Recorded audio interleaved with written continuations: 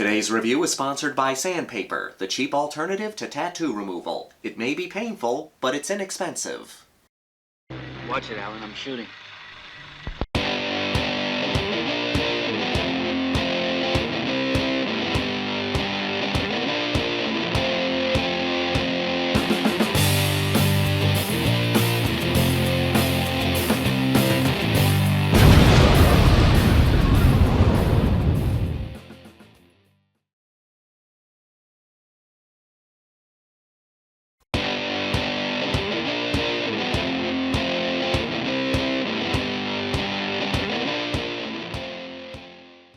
Welcome back, my fellow horror fans. Today we're doing a double feature review. I love me a good double feature, and when you find two movies that just go so well together, I see no reason to do two separate reviews. You might as well talk about them together. Today we're looking at two of the greatest werewolf movies ever made, An American Werewolf in London and The Howling. Help me! Please! Help me!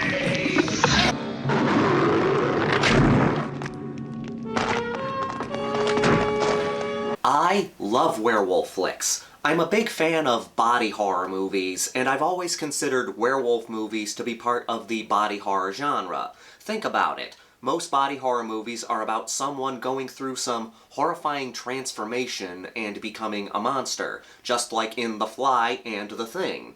Well, that's what werewolf movies are all about. The Howling and American Werewolf in London both came out in 1981. The Howling came out April 10th, and American Werewolf in London came out about 4 months after that, on August 21st. I love watching these movies back to back. When I do a double feature of these two films, I like to start off with American Werewolf in London and end with The Howling, mostly because The Howling is my favorite werewolf movie of all time, just barely beating out American Werewolf.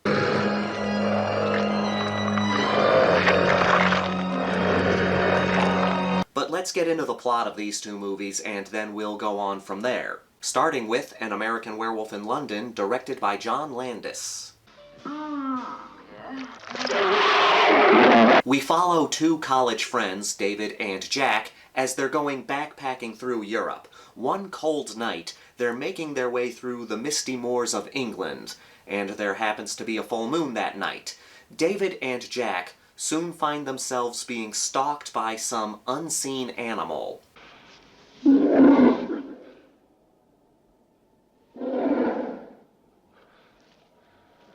It's moving.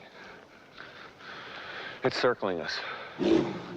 Jack is attacked. David runs away because survival instincts kick in, but he does turn around to try and save his friend, only to be attacked himself. Jack. Luckily, the local townsfolk kill the beast, which then transforms into a man.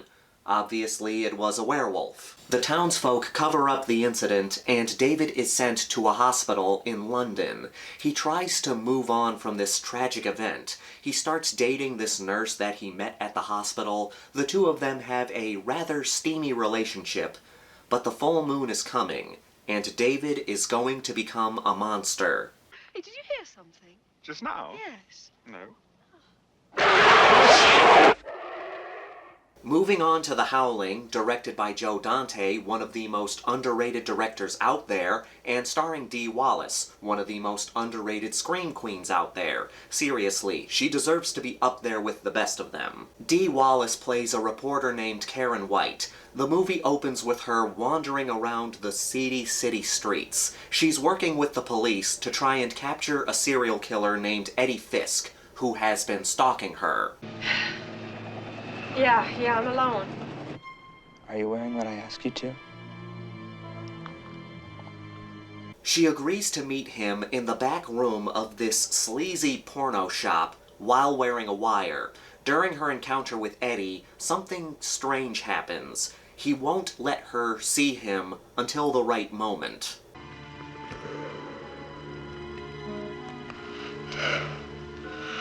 Turn around now, Karen. I want to give you something. This meeting results in Eddie being gunned down by the police.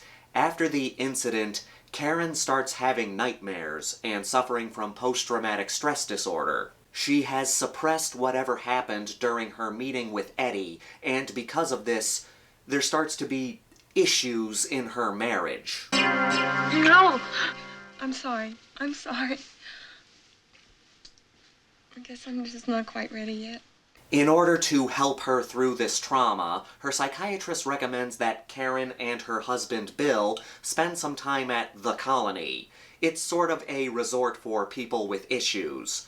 But as the movie goes along, we discover that this is a colony of werewolves.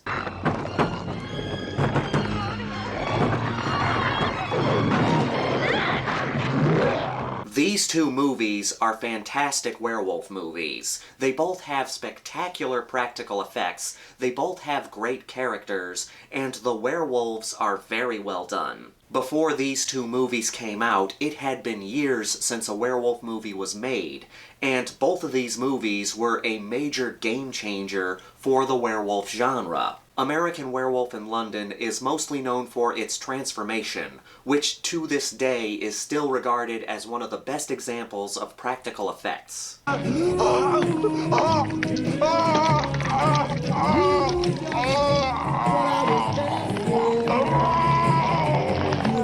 Both The Howling and American Werewolf in London have great transformations. In past movies, a werewolf transformation was done with cross dissolves. An actor would have to stand still for hours as the filmmakers added one layer of makeup, then did a cross dissolve, then add another layer of makeup, then did another cross dissolve, and then just keep repeating this process until they had the full werewolf makeup. Both The Howling and An American Werewolf in London were the first werewolf movies to do their transformations with latex, rubber, puppetry, and animatronics.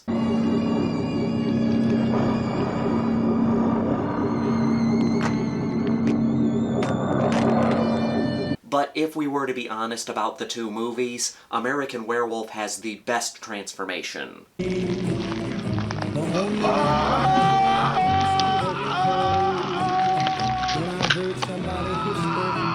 In most movies, practical creature effects need proper lighting. They need the shadows and the different lighting techniques to hide the seams and the rubber appliances. But in American Werewolf, the transformation is done in perfect light. Rick Baker did the effects for this movie, and he's one of the masters of creature effects. You see David's hand grow, you see his body stretch out, you see fur sprouting out of his skin.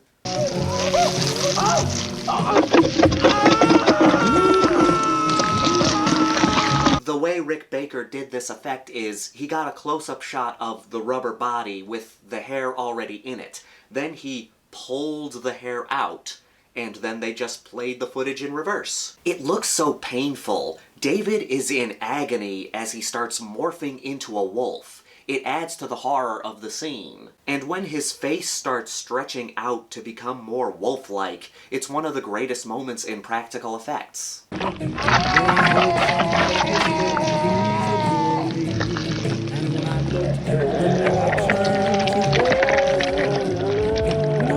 Now, even though American Werewolf in London does have the better transformation of the two, The Howling still has some great transformations, and there's a connection to American Werewolf.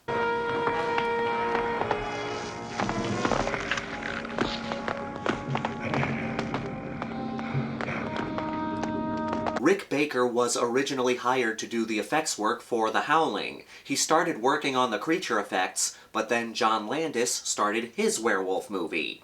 Now, Rick had already promised John that he would help him out with that movie years ago, so he had to drop The Howling.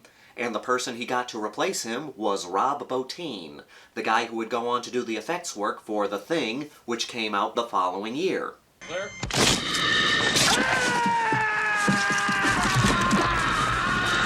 So we had two legends of creature effects working on The Howling. And it's a good transformation. There's bubbling flesh, the chest puffs out, it sounds like there's breaking bones in the body, and it actually looks like the bones are breaking and cracking as the body is transforming, and the face stretching out looks a lot like how the face stretched out in American Werewolf in London, which makes sense given what we know now.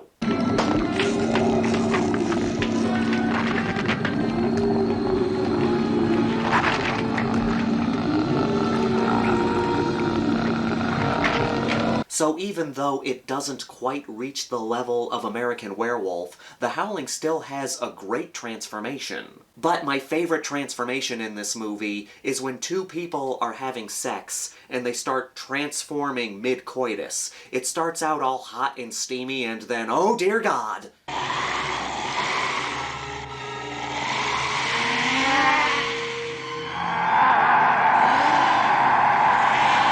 Never seen an orgasm so intense that the woman turns into a werewolf.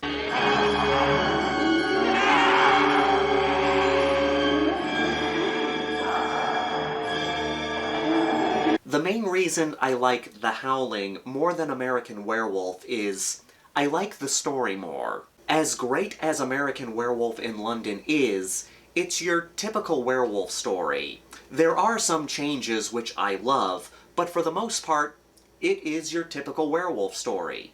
A great werewolf story, but still, your typical werewolf story. David, please be rational. Let's go to Dr. Hirsch. Yeah, be rational, sure. I'm a fucking werewolf, for Christ's sake! David is attacked by a werewolf, is told that he's going to become a monster, and during the next full moon, he becomes a monster. But John Landis added his own flair to the story. First of all, David is a great main character, and Jack is a great supporting character.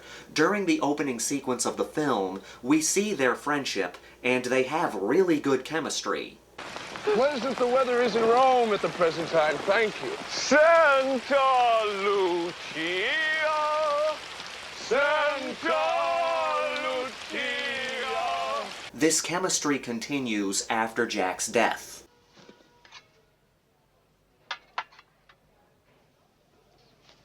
Can I have a piece of toast? Get the fuck out of here, Jack. Jack becomes one of the undead. He's forced to walk the earth in limbo until the werewolf's curse is severed.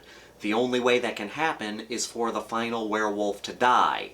That's David in this case. The relationship between David and Jack really brings this movie together. Jack is suffering. The gore effects are also fantastic.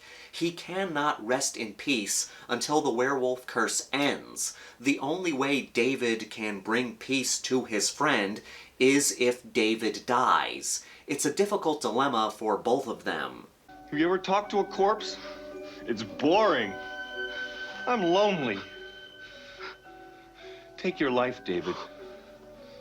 Kill yourself. Before you kill others.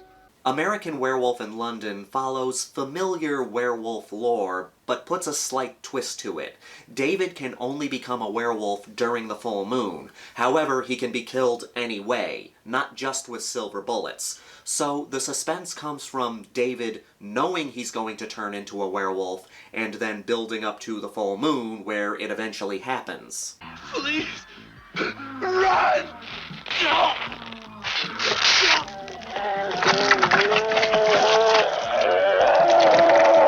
The Howling, for me, has a much more interesting story. Karen is sent to the colony, which we learn is a colony of werewolves. They've developed this society where they try to suppress their werewolf nature, but the majority of the werewolves are rebelling against this civilized way of life.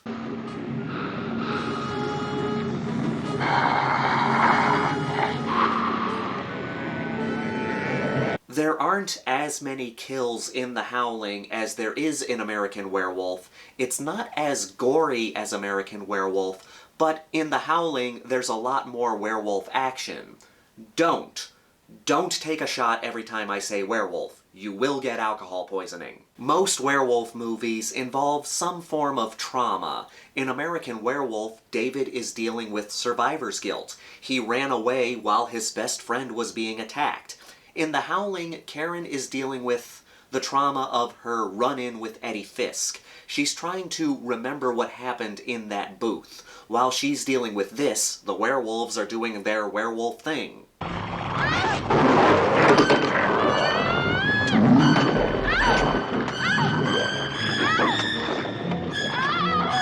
The Howling also does its own spin on werewolf lore. In this movie, the werewolves don't need a full moon in order to transform. They can become werewolves whenever they want, but they can only be killed by silver bullets, or some weapon made of silver. In most werewolf movies, the werewolves are victims of the werewolf curse. David is a victim. In The Howling, the werewolves are the villains. Some of them are innocent, but most of them are the bad guys. Listen to this part here. Crazy. Oh, I'm much more than that, bright boy. I like when a movie makes their own spin on the lore of an established monster. Both these movies do that while still keeping some of the werewolf traditions. Both movies have a sense of humor. American Werewolf in London has the most humor. There are moments where it feels like a quirky British comedy. We'll find him, however. I can assure you of that. We'll find him. Not to worry. I promise.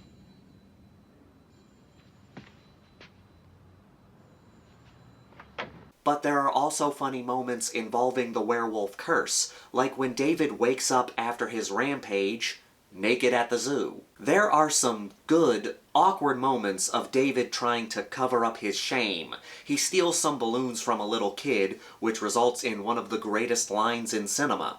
A naked American man stole my balloons. What? The Howling doesn't have as much humor, but it does have some funny moments here and there, mostly character-based. We have Joe Dante's lucky charm, Dick Miller, as the owner of an occult bookstore. He's great as always. You believe in this? What am I, an idiot? I'm making a buck here. You want books? I got books. I got chicken blood. I got dog embryos. I got black candles. I got wolfbane. Look at this. Silver bullets. Some joker ordered them. 3006. Never picked them up. Dick Miller was a national treasure, and he should have appeared in every movie ever. And then there are the werewolves. American Werewolf in London has a great werewolf design. It looks like a wolf-like monster.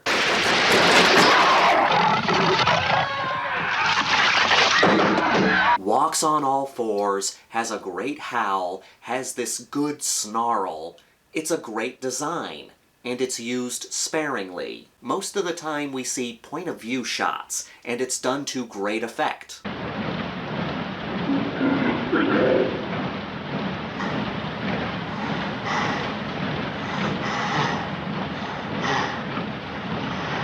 Then we have the werewolves in The Howling, who are my favorite werewolves in the genre. These are bipedal werewolves. They stand at about 8-9 feet tall. They tower over their victims. It's intimidating as hell.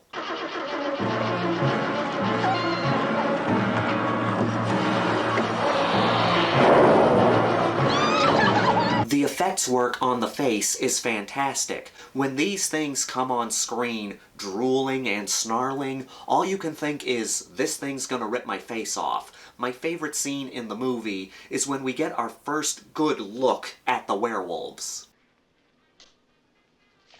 Oh, Christopher.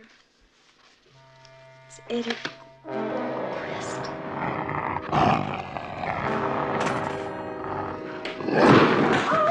I love the creature designs in both these movies, but The Howling has the scariest werewolves in the genre, in my opinion, mostly because they look like they want to kill you. There's a reason why these movies are loved amongst werewolf fans. True, I prefer The Howling over American Werewolf, but that's all about preference. I completely understand why people love both of them. I don't really do rankings for double feature reviews, but these are both 5 out of 5 movies for me.